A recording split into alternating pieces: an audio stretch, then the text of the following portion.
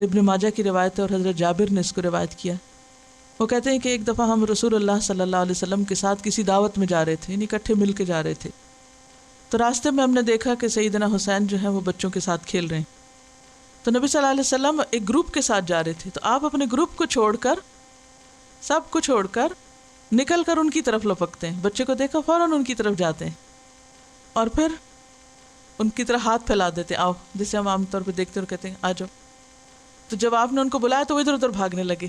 عموماً ایسے ہی ہوتا ہے نا کہ بچے شرارت میں جب آپ کہتے ہیں آؤ تو وہ اور بھاگتے ہیں، دور جاتے ہیں، تو وہ بھی ادھر ادھر بھاگنے لگے. نبی صلی اللہ علیہ وسلم ہنس ہنس کر انہیں پکڑنے لگے اور ان کے پیچھے دوڑنے لگے. یعنی کہا اچھا نہیں آتے تو نہیں جاؤ، ہم بھی جا رہے ہیں اپنے کام.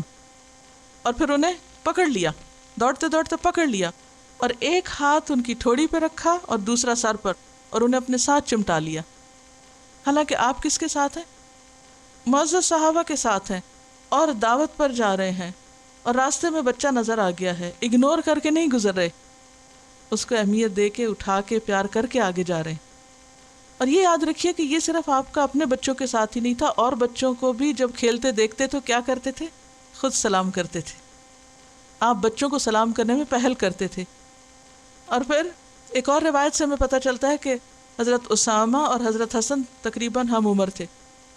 تو وہ کہتے ہیں، حضرت اسامہ روایت کرتے ہیں کہ آپ صلی اللہ علیہ وسلم بعض اوقات آپ بیٹھے ہوتے اور ایک تھائی پر حضرت حسن کو بٹھاتے اور دوسری طرف مجھے بٹھاتے اور ہم دونوں کو ساتھ چمٹاتے. یعنی ایک طرف اپنا بچہ ہے اور ایک طرف غلام کا بچہ ہے، زید کا بچہ ہے، جن کو منہ بولا بیٹا کہا لیکن بہرحال وہ آزاد کردہ غلام تھے، اور دوسری طرف ام ایمن بھی غلام تھی.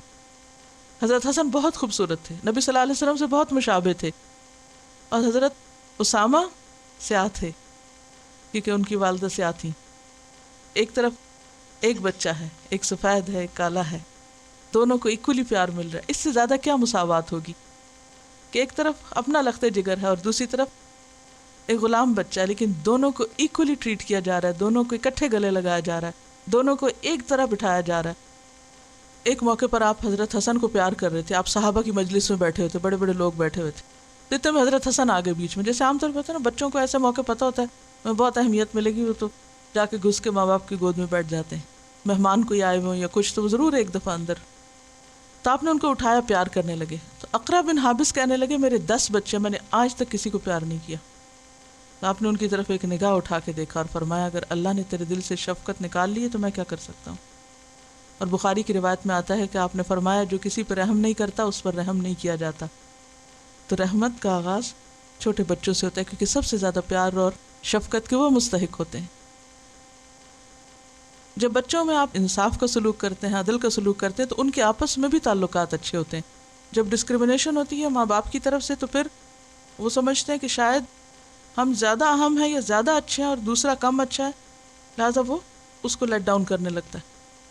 یعنی بہن بھائی بعض اوقات ایک دوسرے کی عزت نہیں کرتے، اور اس کا آغاز اور اس کا سبب بھی ماں باپ خود ہوتے ہیں بعض اوقات. کیوں؟ کیونکہ وہ ایکولی نہیں ٹریٹ کرتے، تو پھر دوسروں کو بھی شے مل جاتی چڑھائی کرنے کی. یعنی اللہ کی محبت کا کانسیپٹ بچوں کے اندر عموماً ہم نہیں ڈالتے، اس کی بجائے کیا کانسیپٹ ڈالتے ہیں؟ یوں آگ میں پڑو گے، یہ باتیں زیادہ کرتے ہیں. یعنی یوں لگتا ہے جیسے ڈرا کے زیادہ آسانی سے کام نکلوا سکتے ہیں. چھوٹے بچوں کے سامنے جو بات کی جاتی ہے عام طور پر وہ وہی ریپیٹ کر رہے ہوتے ہیں. تو اگر آپ ان کے سامنے اللہ کی محبت کی بات کریں گے تو یا کوئی خاص دعا مانگے تو وہ بھی تھوڑی دیر میں وہی دعا مانگ رہے ہوں گے. تو سکھانے کا ایک بہترین انداز ہے.